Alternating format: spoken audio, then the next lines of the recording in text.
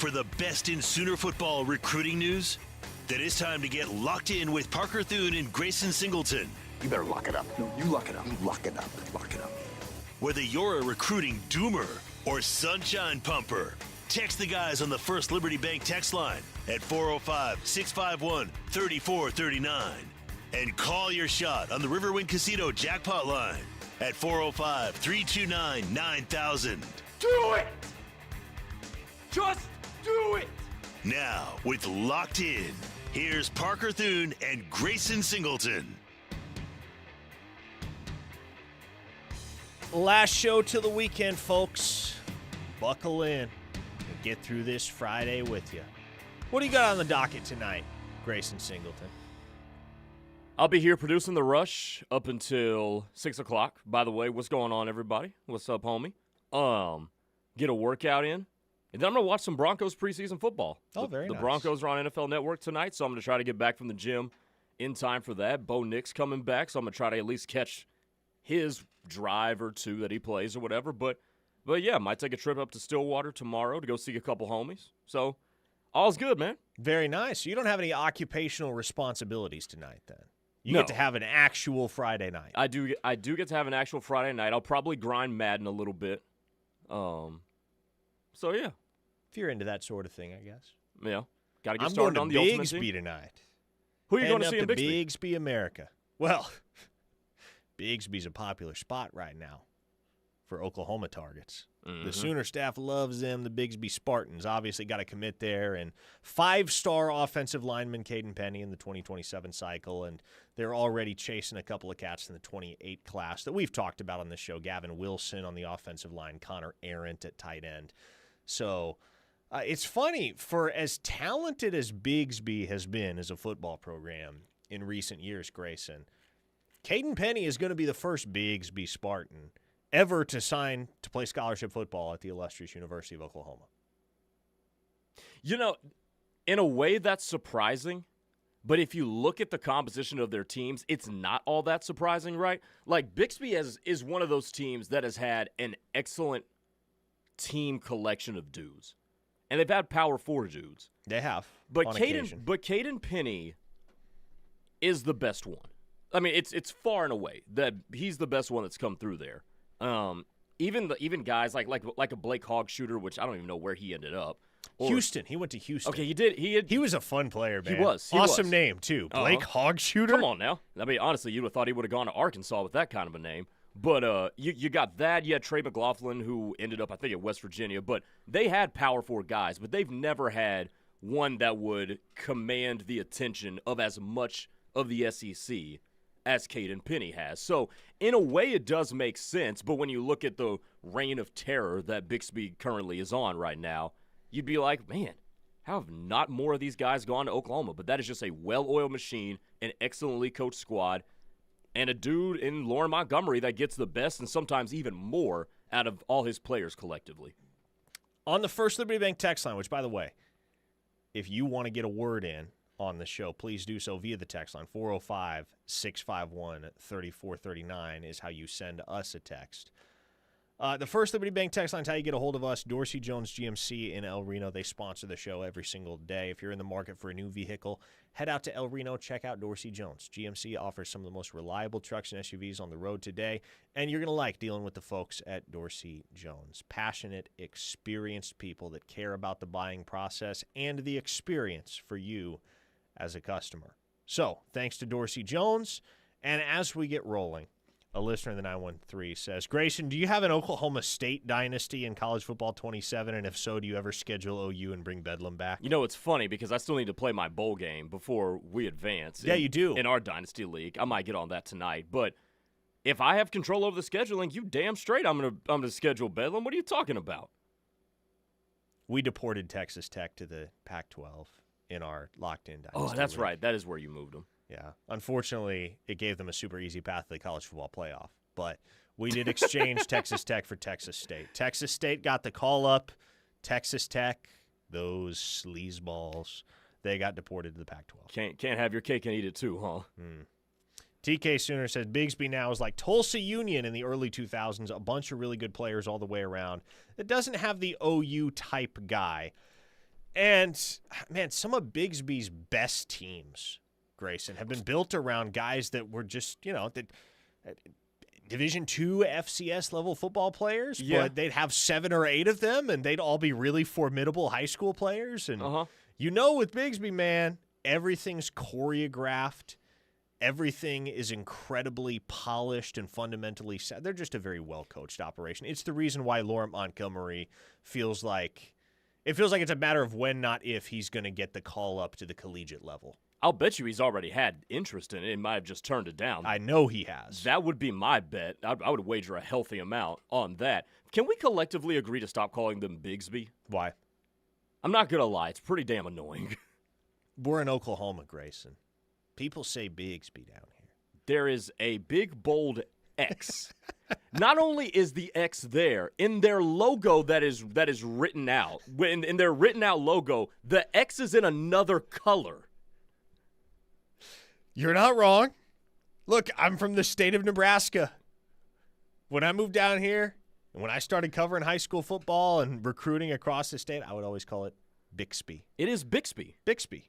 Yes, yeah. The Bixby Spartans. If you're going to be an Oklahoman, if you're going to be a full-fledged Okie, you got to let the drawl come through. Bigsby. See, I lost a lot of my Southern drawl when I went through broadcasting school, but many such cases. Exactly. But do the people, Brian, help us out. Do the people in Bixby actually say Bigsby? Because I know quite a few people from college from Bixby. They all said Bixby. Were they in broadcast school too? No. Okay. Well, some of them were sorority girls. No, it's funny though. Going through broadcasting school, I had a good friend in undergrad, a great friend to this day. She was from Alabama, came to OU, and she had the thickest Southern accent you could imagine as a freshman. And now today, I mean, she's still got a little bit of Southern flair in her voice, but a lot of it has been muted out. One of my good friends in college, and he didn't go here. He went to Baylor down in Texas. But are you familiar with Drake Toll? Yeah. Yeah. Yeah, he does the morning show for Westwood One these days. He's a fast riser in our profession. But you ever find some of the broadcast stuff that he did in high school? Because he's from Valonia, Arkansas. Right. Boy, I mean, he sounds like a full-blooded hick. You can't convince yourself that that's the same person. No, you can't. No, I mean, because when you go to broadcasting school, and for those who haven't, little peek behind the curtain here, they tell you to talk like you're from the Midwest, like sound like you're from like Indiana or Ohio or something like that. Now, like, you can obviously still tell that I'm from the bottom half of the country, but no, the way I used to talk and the way I talk now, two very different things. Southside Sooner says, Grayson, don't tell me you mispronounced Durant too. If you ever hear me pronounce Durant as Durant, send me for an evaluation. Because that is Durant. Down there in Durant. That is Durant. Got going on down there in Durant. I did have a friend from college who did call it Durant. He kind of like mixed the two. Reformed Homer says, as a Bigsby grad, I rarely hear it called Bigsby. Yeah, because that's just incorrect. It is just incorrect. I agree. But, why do we call Miami? Why do we call Chickasha? None of these things make sense. Well, but that's part of the lore. That's part of the beauty of living in Oklahoma. See, and yes, I do know Miami, Oklahoma is pronounced Miami. I do know that one. Took me a minute to figure out. Ellick. Yeah, there you go, War Sooner. Ellick, Oklahoma. See, I learned that one like 6 months ago. Oh, what a state. What a state. 405-651-3439. That's how you get a hold of us on the First Liberty Bank text line. Chris from Knoxville said, speaking of high school football, Peyton's son Marshall completed a pass last night. He is a freshman. Good grief, I'm old. Mm-hmm. He's at, is it the Baylor School in Tennessee is where he's at? Let me tell you, man, those Manning genes are strong. They all look the exact same. It's kind of scary. Like, there's no deviation in look whatsoever for that family. Old Marshall's mama, her genes did not even try. The Manning genes are as strong as genetics get. But yeah, Marshall Manning. Maybe that's a guy that Oklahoma. Wouldn't that be funny If Arch Manning winds up a Texas Longhorn and someday Marshall Manning is an Oklahoma Sooner, I'd love that. They'd never play each other, obviously. They wouldn't come close to playing each other, but that'd be fun. That would be fun. But no, those kids all look the same. I feel like we get a damn, we really are old when it comes to covering recruiting almost every day. Peyton Manning's been retired for a decade. That's crazy to me. Peyton Manning hasn't played NFL football. It has been a decade because it's been 10 years since the Broncos won the Super Bowl. Yes. He hasn't played NFL football since February of 2016. That just does not compute in my head. Yeah. Because that was my childhood, man. The showdowns between Brady and Manning. Of course, in the NFC, you had Breeze and Rodgers. Speaking of Drew Brees, did you see his son is all grown up now, too? Oh, yeah. What's his name? Balin? Yeah. Balin Breeze. The little baby that he held up when they won the Super Bowl, they interviewed him during the Hall of Fame game, and I was like, oh, my gosh. How old is he now? He's got to be... I think he's... 15, 16? 16, I want to say. Nuts. It got me feeling like I'm in my mid-30s. Oh, man, we're getting old. Tattoo Baker says, you're 24, relax. Chris Knoxville said, please stop. My knee and back just popped with you saying that.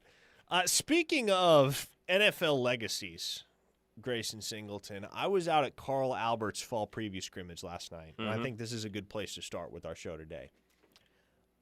Jimmy Wilkerson's son, the late, great Jimmy Wilkerson, we lost him far too soon in December of 2024. Jimmy Wilkerson's son is an absolute alien. I mean, a creature. And Jimmy Wilkerson was a pretty impressive athlete in his own right. Played defensive end at Oklahoma. Gosh, he might have lasted a decade in the NFL. If he didn't last a decade, he wasn't far off from playing a decade in the NFL. His son, Jax, is a 2029 offensive tackle at Carl Albert. Didn't play any varsity ball last year, but he's going to be their starting left tackle this year. I kid you not. I can say this definitively. I don't have to check myself on it. I don't have to qualify this statement. It's not even close. There's no question in my mind this is the case. Jax Wilkerson is the best-looking offensive tackle prospect at that age that I have ever seen. He is a rising sophomore, a member of the 2029 recruiting class. And he is 6'7" and 295 pounds. Kids that are already 295 pounds going into their sophomore year of high school, Grayson, those kids are fat. That usually is a problem. Yeah. You got to cut some bad weight, and you got to pack it back on in muscle. Jax Wilkerson already looks like a college football player. He already looks like he could play offensive tackle at Oklahoma or, pick your P4 school of choice. He's already got offers from a bunch of those programs, including the Sooners. But he looks like a college football player on a high school gridiron as a 16-year-old sophomore to be. He is not ranked and was not ranked in any of the inaugural 2029 class rankings for Rivals or 24/7 or ESPN. That's mostly because, like I said, didn't play any varsity ball last year. At that stage in the process, you're pretty much only ranking guys that have varsity tape. But if Jax Wilkerson is not in the 5-star discussion, at the very least, by the end of the cycle, then I don't know what a 5-star looks like. I can't fathom how, even a year from now, when that kid's going into his junior year, how we won't be talking about Wilkerson as a 5-star caliber dude. Because guys don't look like him at that age. Yeah, and the measurables are going to dictate a lot of that as to why he will be, at minimum, a very, very high 4-star. But he moves well. I mean, I would be concerned. You usually are concerned when you have a kid that young who is that massive. And when I say massive, he is massive. But he seems like he's grown into his body pretty quickly because if you look at him, he's got the face of a grown man too. So I feel like this is just a kid that just filled out pretty quickly, matured pretty quickly. And he is very, very comfortable in that body of his. And he moves well. He's physical at the point of attack. I mean, shoot, this has the makings of a future star at the collegiate level, as far as I can project so far. We'll see if it comes to fruition, but I think you would kind of be an idiot to not project that he would be a star collegiately. He's one of those I am 12 kids, right? Literally. The walking embodiment. That kid's, I don't know if he's 15 or 16 or whatever. Like, he's not that. There's no way. That's a 20-something-year-old man playing high school football. It's crazy. It's like Cooper Hackett. Cooper Hackett, for instance, is the best offensive lineman that's come through this state. Or I should say the best offensive tackle that's come through this state in quite a while. Because for the title of offensive lineman, I mean, Caden Penny could give him a run for his money, but he projects more so to the interior than he does to tackle. Cooper Hackett at that age, man, he wasn't on anybody's radar.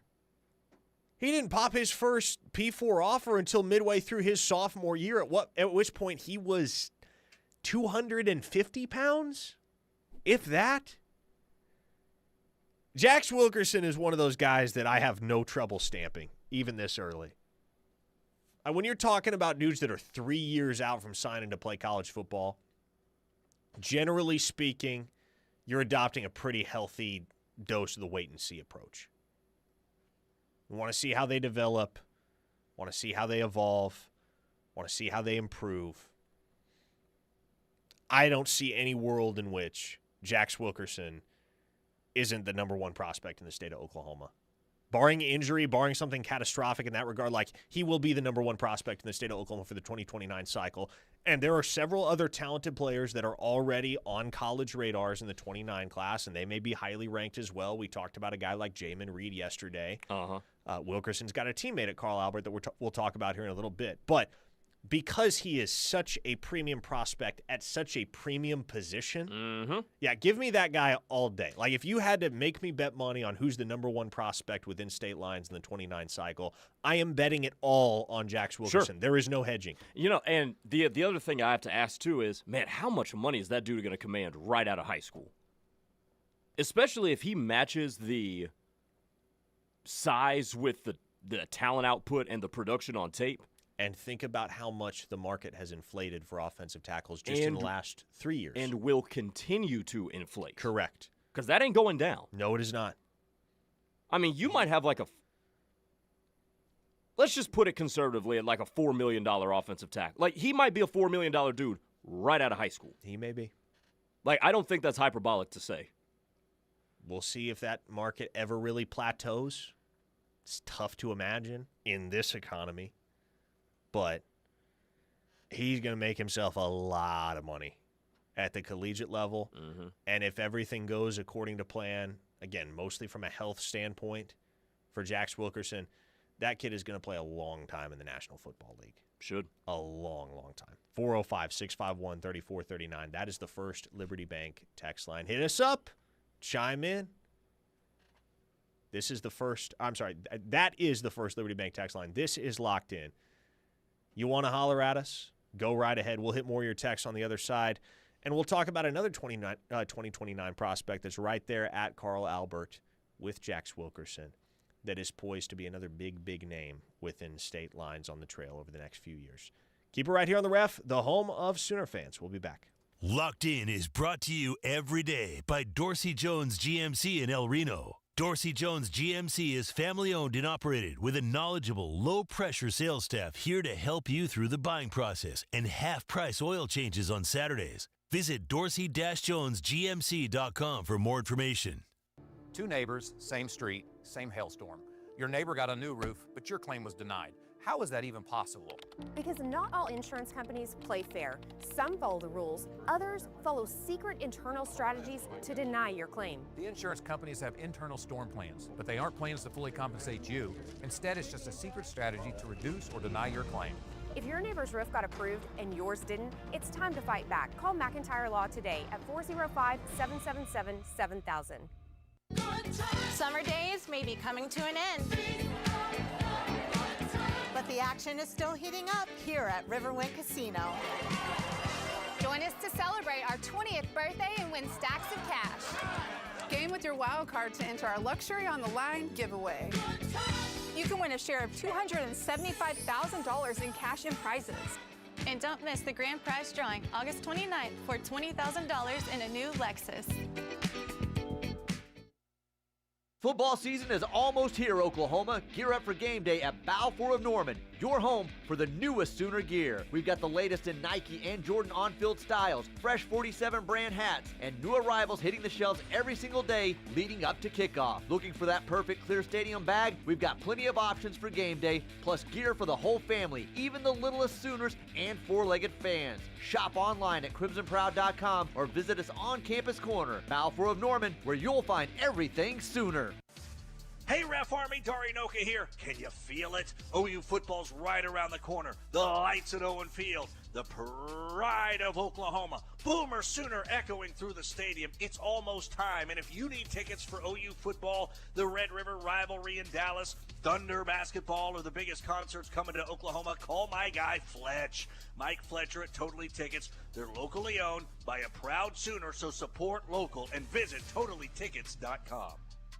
Experience luxury from the dealer who knows luxury best today at Bob Moore Infiniti. Receive 0% for 60 months on a new 2026 Infiniti QX80 Autograph Edition. That's 0% for 5 years on the spacious QX80 SUV. This and over 100 more Infiniti vehicles in stock today. Visit us on Kelly Avenue just south of Memorial or at bobmooreinfinity.com. 60 months financing at $18.37 per month per 1,000. Finance down payment. TTNL dealer fees are additional. WAC through Infinity Financial Services. You might know that State Farm agent Cindy Nasher has great service. Cindy is your good neighbor after all. But did you know that State Farm has surprisingly great rates too? Yep, that's right. Along with good neighbor service, State Farm agent Cindy Nasher has surprisingly great rates for everyone in Norman. So call State Farm agent Cindy Nasher at 405-307-0500 for your surprisingly great rates today.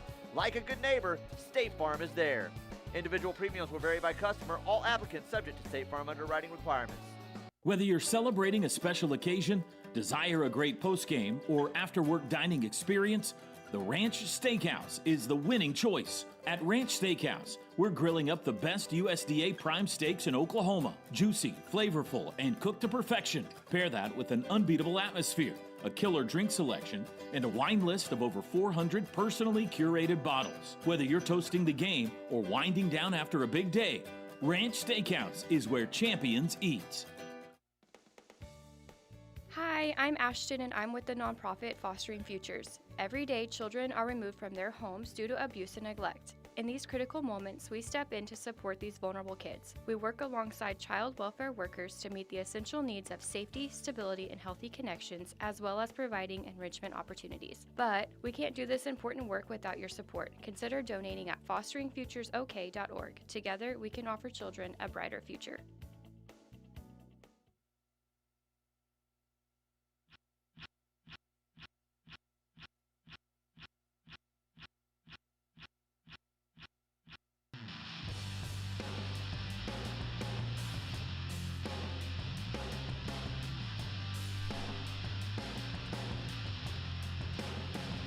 Okay, DJ Gray hitting the record scratch there. Hey, you know what? Just roll with it, man.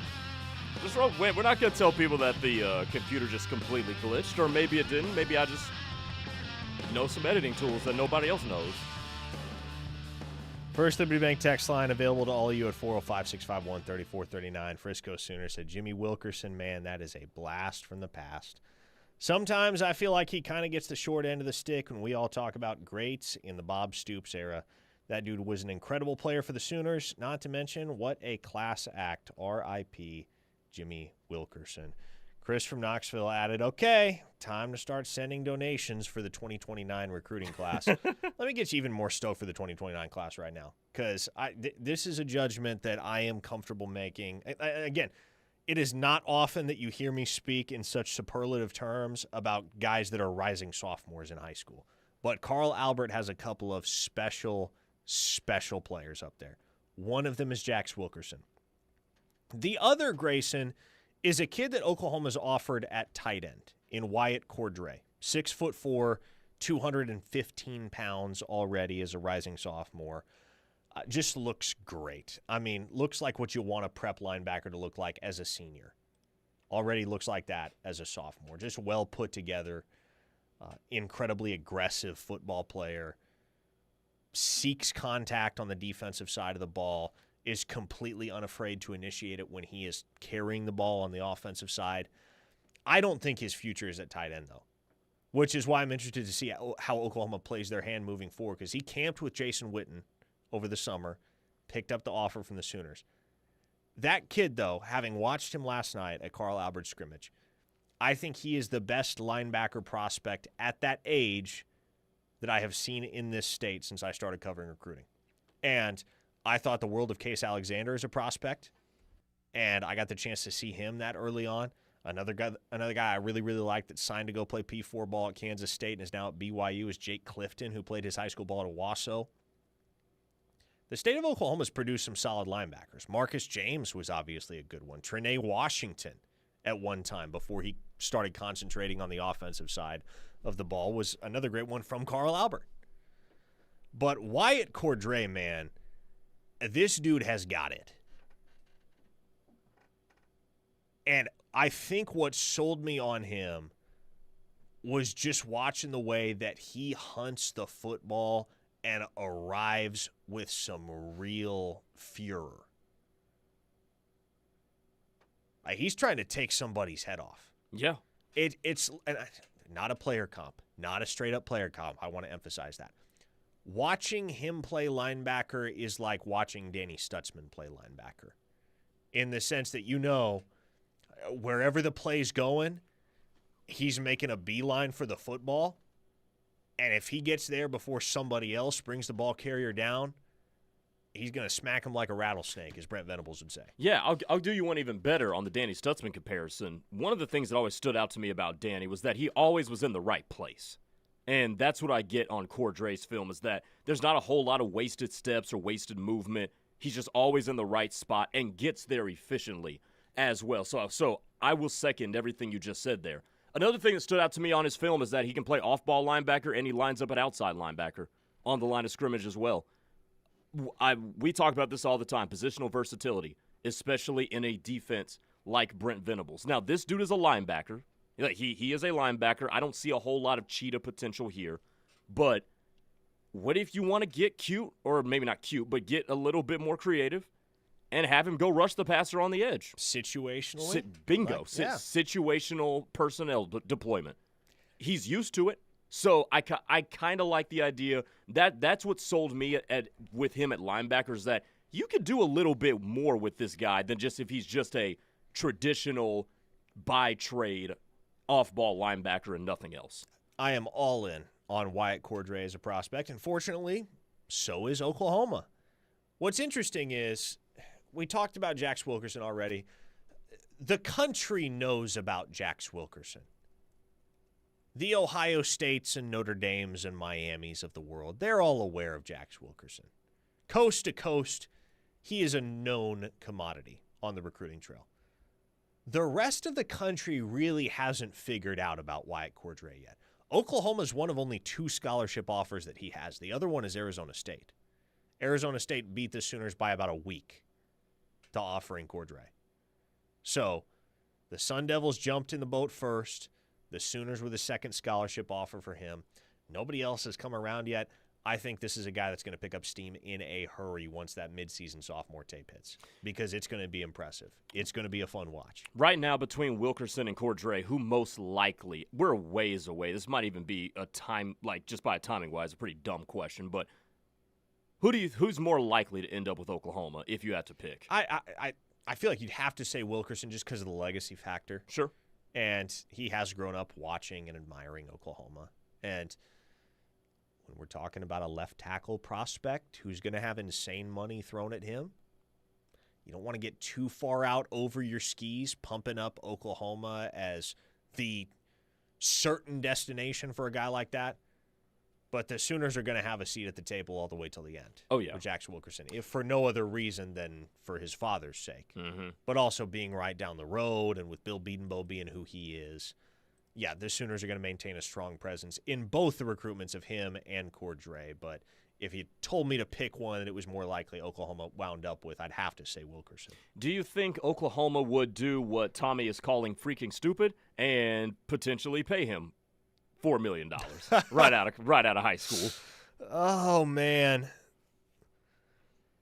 I don't think they're going to have to. And this is where it's helpful. I think we had a conversation kind of along these same lines last week. This is where it's helpful to have coaches that have a long and distinguished track record of getting guys to that second NFL contract. And there is nobody on the OU staff that has a resume that can match Bill Bedenbaugh's in that regard. And so when the proof is in the pudding with a guy like Bedenbaugh, and he can say beyond a shadow of a doubt that if you come here and you perform at Oklahoma and you stay here 3-4 years, whatever it winds up being, if you let me mold you as a football player, I will get you to that second NFL contract, and that's a promise, then it's going to put you in a position where you don't necessarily have to be the highest bidder for a guy like Wilkerson.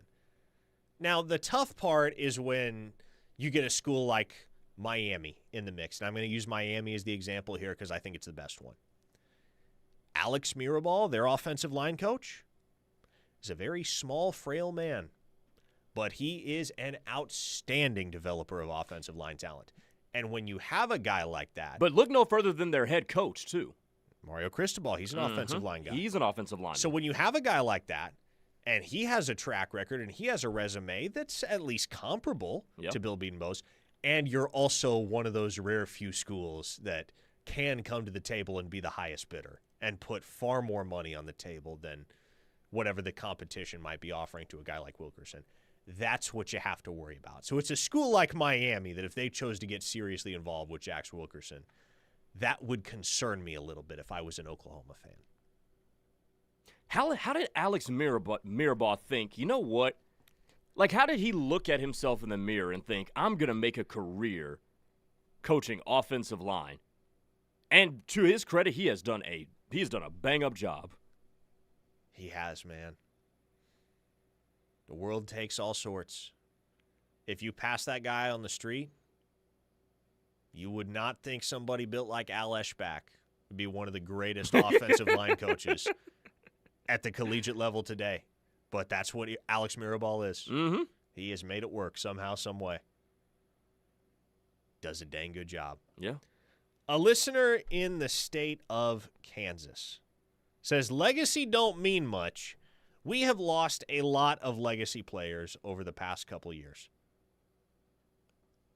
Like who? Outside of the Alexander boys. And I get that. Like that's the first example that everybody's going to point to, and that's entirely understandable because they're right down the road in Washington. But other than the Alexander boys, what other legacy prospects has Oklahoma missed out on? Am I just spacing? Am I blank? Am I the idiot here? Please, jog my memory. The Alexanders are the most conspicuous example. And I hear you on that. I don't have anything for you. But who else? Like, who else are we talking about? Oklahoma, historically, does a pretty good job with legacy recruits. I mean, if anything, they lost out on a kid in the last recruiting cycle because his dad was a legacy at Illinois. Who was that? The safety. Oh, Jacob Eberhardt. That's yes, right. Gosh, yes. man, that yes. Already flushed that one out of my memory. Okay, here we go. Caden Jones. Yes, yeah, that's a. Oklahoma did not lose out on Caden Jones. When Jim Nagy got to town, Oklahoma kind of pivoted from the Caden Jones recruitment, and that became more of an Oklahoma State-Kansas battle.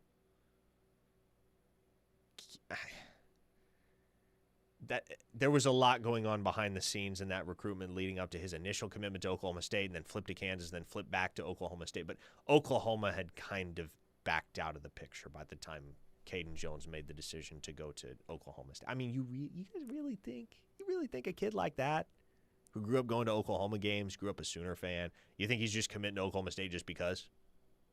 Because he wants to be different? Think he's spurning his dream offer just because, yeah, you know, I want to go to Stillwater. I want to commit to a program that at that time was coming off, a 3-9 season? And was Grayson? quite frankly in disarray. Yeah, and Mike Gundy was on the hot seat and everybody knew it. And, credit to Eric Morris and his staff. They've gotten in there and they've done a lot of the right things that are going to be necessary to turn that program around, and they managed to sell Caden Jones once again on being a Cowboy as opposed to being a Jayhawk, because when he took the job, Caden Jones was committed to Kansas. Mm-hmm. But yeah, Oklahoma was kind of out of the picture at that point. A texter here in Oklahoma says, Jordan Reed, ESPN's guy, has John Mateer projected in the 3rd round right now. Do you think that's his ceiling, or does he have the traits to go higher, even without a Heisman-level season? Okay. Here's the thing. The quarterback market in the NFL draft is so heavily dependent upon supply and demand. Yes. That it can be incredibly difficult to peg where a quarterback is going to land on draft day this far out. I will give you an excellent example. Supply and demand circa 2020, 2021, the demand for quarterbacks far outweighed the supply at the NFL level, and so there were guys that got overdrafted by country miles. Mm-hmm. Zach Wilson, Trey Lance, Kenny Pickett. Kenny Pickett was my example. Guys like that, they're not first-round draft picks in a vacuum, but they were first-round draft picks based on the discrepancy between supply and demand. And so do we know what that's going to look like next April at that point? And how can we use that to kind of cast a reasonable vision as to where John Mateer might fall?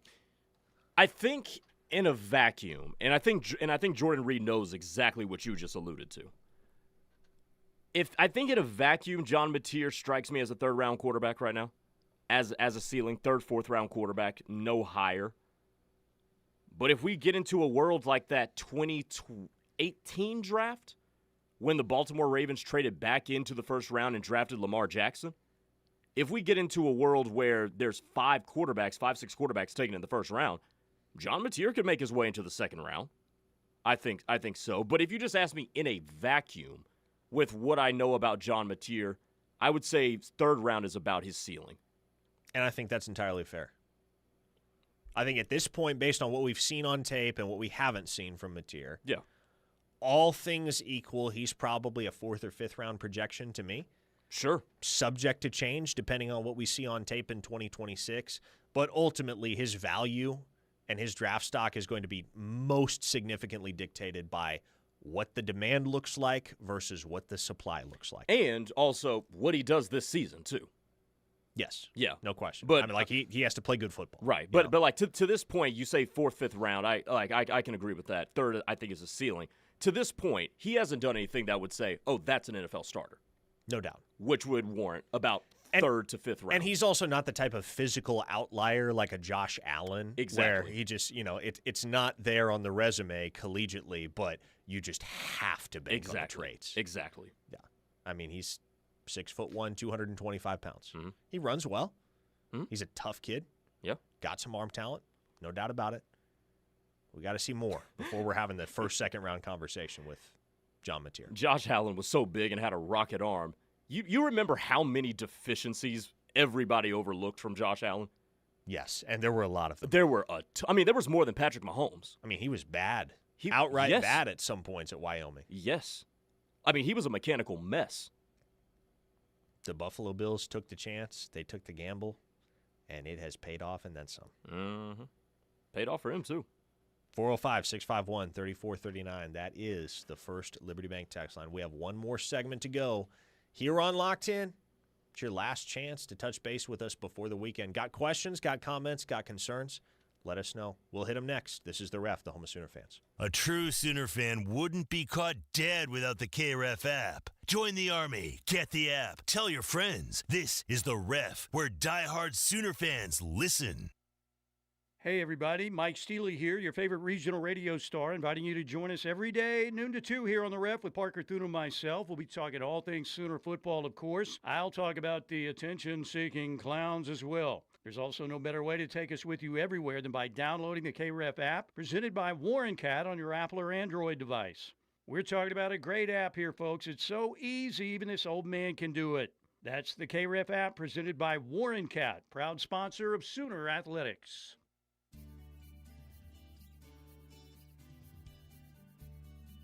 Norman Chamber of Commerce. Visit Norman and the City of Norman encourage you to shop local this summer.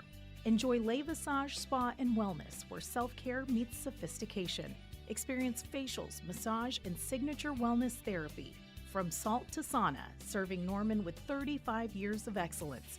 Rediscover your glow today at Le Visage. Craving good eats? Hit up Bad Daddy's Burger Bar. Grab front row seats for the big game with chef-inspired burgers, fresh salads, killer local beers, and ice-cold margaritas. Fuel your fandom at Bad Daddy's today. Gear up for the season with Bamboa Apparel. From custom hats and polos to tees and jackets, all expertly embroidered just for your team. Elevate your team's look today with Bamboa Apparel. When you eat, shop, and play local, you help the Norman community thrive. Your annual checkup is important, but do you know what's happening inside your body? Lab work gives you the answers. At Norman Regional, getting your labs drawn is fast and simple. No referral needed. Multiple locations across Norman, Moore, Goldsby, and Newcastle, with same-day results for most tests. Give us a call. Our friendly local team is available 24/7 over the phone if you have any questions. Know your numbers. Know your health. Walk in, schedule online at normanregional.com or call 405-307-1100. There's a new flavor in Norman. Mama Roja Mexican Kitchen is now open on West Lindsay Street, bringing fresh Mexican favorites, sizzling fajitas, hand-rolled chimichangas, street tacos, and ice-cold margaritas to town. Whether you're meeting friends, celebrating with family, or watching the game, Mama Roja delivers bold flavors and a fun atmosphere. Stop by and see what everyone's talking about at the new Mama Roja in Norman. Tune in every Friday to hear more about the House Smith Restaurant Group during The Rush and the Darinoka Show on the Ref. When it comes to buying a home, you need a winning game plan. At Stride Bank, our mortgage team helps you get from kickoff to closing with competitive rates, local expertise, and personalized service. Whether it's your first home or your forever home, we'll be right there on the field with you. Learn more at stridebank.com. Stride Bank, member FDIC, equal housing lender. Stride Bank on your team since 1913 with Oklahoma roots and nationwide reach. This is Jake Aldrich, partner at Aldrich Teasdale. At Aldrich Teasdale, we worked for the world's largest insurance companies before we learned how they truly treat people and know that they are out to minimize or deny what has happened to you. When fighting them, you need a lawyer who knows their game plan and will be there to guide you every step of the way. From your medical treatment to the final resolution, Aldrich Teasdale will be by your side. Don't wait. Call Aldrich Teasdale today at 405-447-HURT. That's 405-447-4878. Lake Crest Casino and Hotel is the perfect getaway in Ardmore, Oklahoma, where fun, comfort, and entertainment all come standard. Stay in our luxurious 89-room hotel or treat yourself to our resort-style pool with outside bar, enjoy fine dining in our restaurant, or try your luck in our casino. The Oasis Boutique offers something for everyone. Plan your next getaway at Ardmore's newest destination for luxury, excitement, and unforgettable fun at lakecrestcasino.com or call 580-222-2910.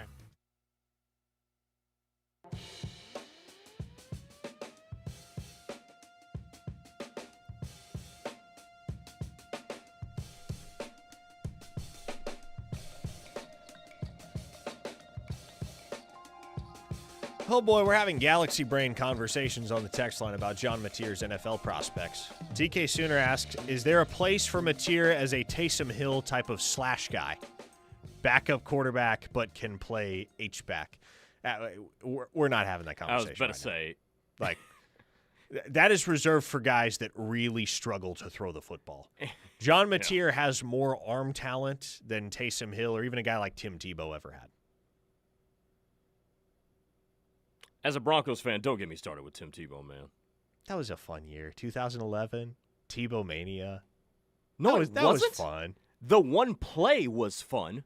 Demarius Thomas, stiff arming Ryan Clark in the next week. That was Ike Taylor he beat. Oh, it was? Yeah, I thought he threw a stiff arm on Ryan Clark. Maybe he did. Maybe he did. But I know he might have beaten Ike Taylor. I know think he beat stiff armed Ryan Clark. Anyway, no, that year was not fun. Like, watching Tim Tebow play quarterback every single week was awful. He won an NFL football game with 2 completions. Uh-huh. It was so much fun, Unmitigated awful. Oh, it was so much fun. Dude, I loved it. He completed 47% of his passes that year. And you know what? They won a playoff game and said, nah, we have to pivot from this. We had just been introduced to the St. Louis Cardinals, the Cardiac Cards that won the World Series in 2011. And then the Denver Broncos kind of had a Cardiac Broncos type of run. I mean, they would win games in the most absurd fashions. Just mind-boggling. Somehow they'd pull it out of you-know-where. And then Tim Tebow was just never a viable starter again in the NFL. But, man, for 1 year. Was he a viable starter that year? I mean, he got him to the playoffs and won a postseason game. I mean, remember, they were also 8-8 that year. They were, yes. They won a terrible AFC West. Awful division. Anyway, Jim in Arlington said, back to the legacy topic, Parker. Who was that one Texas legacy player that was committed to OU, went to a game down in Austin, and then flipped back to the Longhorns? Yeah, that was Colton, God bless the broken road, Vasek, who actually attended the Sooners' 49-0 thrashing at the hands of Texas in the Red River Showdown in 2022. And said deuces. He was in OU's recruiting section, and that was about all she wrote for Colton Vasek's commitment to Oklahoma. He flipped to the Longhorns a month later. But, yeah, the legacy factor is a powerful, powerful thing. And then, of course, the conclusion of the Vasek story is that he's been at Texas for 4 years now. Hasn't done much of anything, and the guy that Oklahoma replaced him with in the recruiting class was a young man by the name of Taylor Wine, whom you may have heard of. So the Sooners came all right. They came out all right with that whole exchange. Cody from Tulsa said, Tim Tebow had enough arm talent to beat us in the national championship. Yeah, I mean, he was a fine quarterback, all told. He was a great college quarterback, a subpar NFL quarterback, but you know, on the whole, he had the type of career that most quarterbacks can only dream of. If we're just talking arm talent, though, John Mateer's got him beat by a pretty wide margin. Oh, yeah. Is there another quarterback who has had a better overall career in college than Tim Tebow did? Man, I don't know. Overall career-wise, like the best college quarterback that I've ever seen with my own two eyes was Cam Newton, but we only had him for a year. And the same thing pretty much with Joe Burrow. Kyler Murray. Kyler Murray. We only got 1 year of Kyler Murray as a starter. Yeah. Yeah, Tim Tebow was a starter for 3 years, a contributor for 4 at Florida. Yeah. 2 national titles. First sophomore to win a Heisman. Yeah, man. He was a legend at the University of Florida. Joe, excuse me, I almost had a coughing fit there. Joe Bob from Louisiana asked, wasn't there 2 D-line recruits who were legacies and one went to Texas A&M?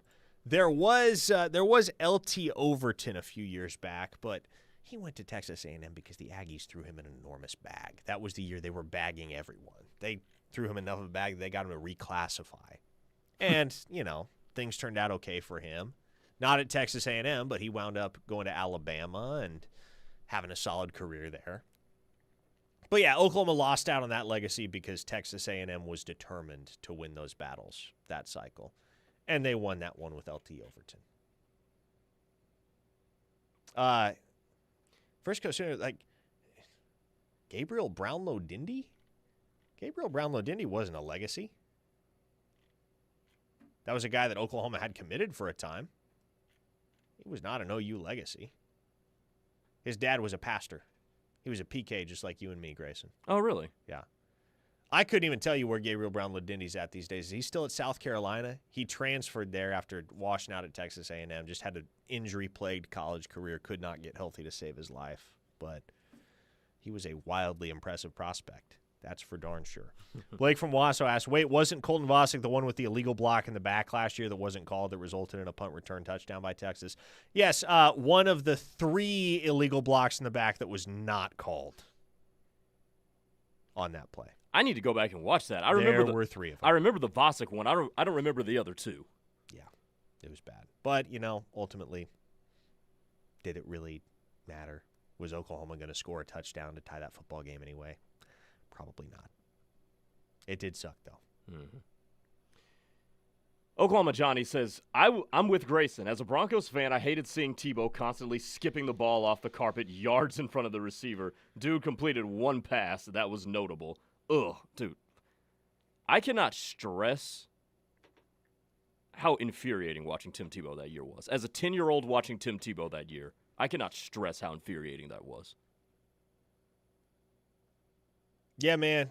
Whatever issues you may have with John Mateer and his throwing mechanics, anybody that lived through the Blake Bell and Holy smokes. Trevor Knight era at Oklahoma.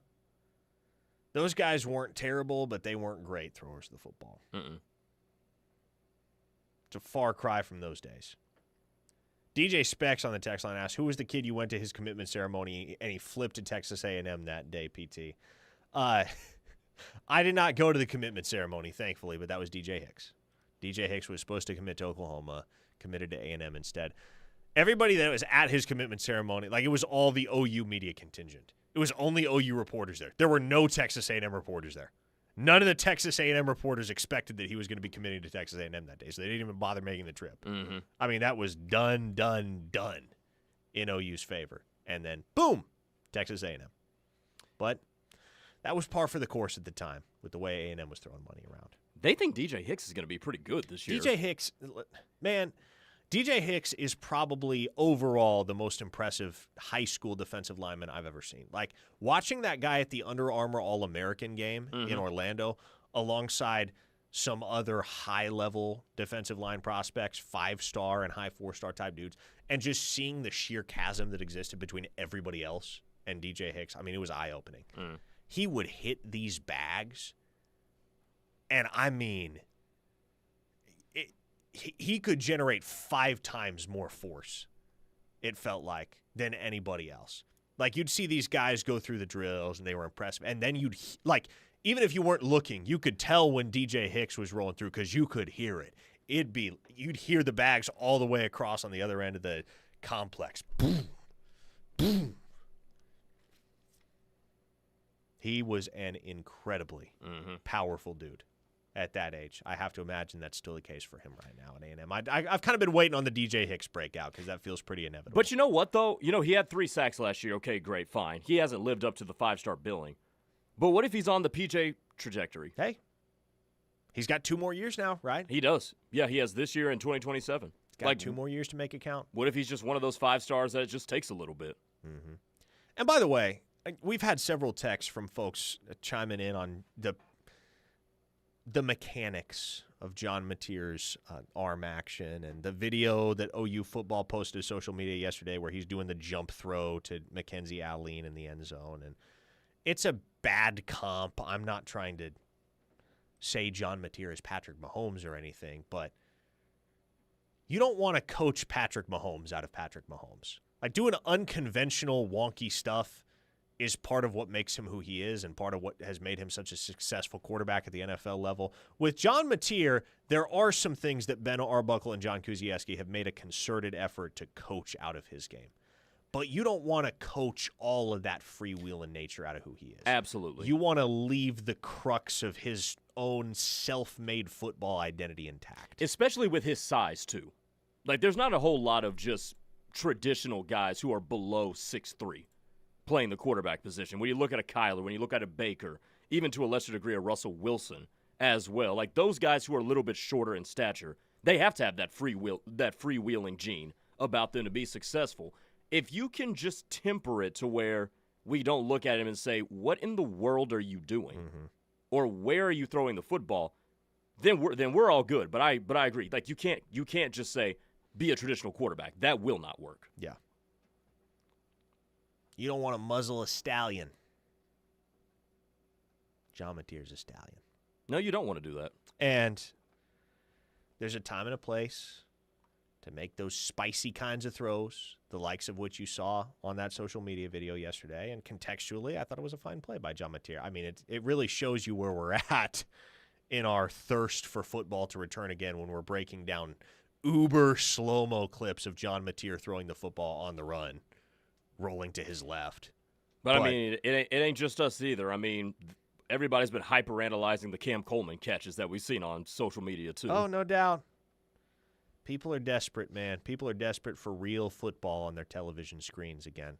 We are 2 weeks away from the season opener against UTEP. And we got some pretty decent Week 0 action next week, right? That is next week. What is on? I know we got a bunch of FCS games on the slate next week. Do we have any meaningful FBS games on the Week 0 slate? The only one with a ranked team is USC against San Jose State. Oh, fun. Okay, a little hate watch. Week 0. I can dig it. There's North Carolina and TCU, if that interests you at all. Oh, hello. Another year of Chapel Bill. Still scrolling through. Is that pretty much it? I mean, Colorado and Georgia Tech. Oh, that might be an interesting game. I think Georgia Tech will win that one running away.